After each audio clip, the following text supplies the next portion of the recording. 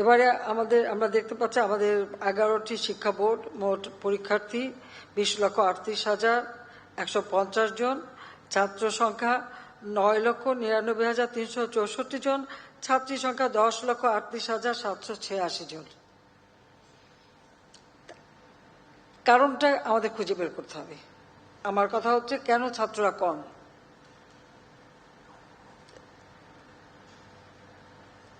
আমি এটুকু বলবো যে এখন থেকে আমাদেরও সেটা উদ্যোগ নিতে হবে যে কি কারণে আমাদের ছাত্ররা কমে যাচ্ছে।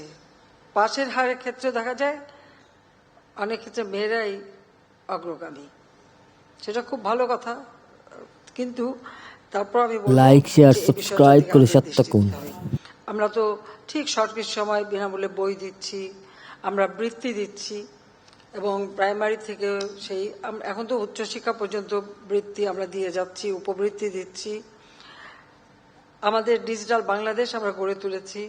যখন কোভিড-19 সময় ছাত্রছাত্রীরা যেতে পারতো না স্কুলে, আমরা তখন আমাদের কয়েকটি শিক্ষা প্রতিষ্ঠানের ক্লাসগুলি টেলিভিশনের মাধ্যমে প্রচার করা, অনলাইনে প্রচার করার ব্যবস্থা করে দিয়েছিলাম, এবং অনলাইনে ক্লাস নেওয়াও আমরা ব্যবস্থা করেছিলাম, যাতে করে কোনো মতেই ছেলে মেয়েরা যেন শিক্ষার থেকে দূরে না যেতে পারে। আমার ঘর আমার স্কুল, সেই ব্যবস্থাটাও আমরা নিয়ে শিক্ষা কার্যক্রমটাকে অব্যাহত আমরা রেখেছিলাম।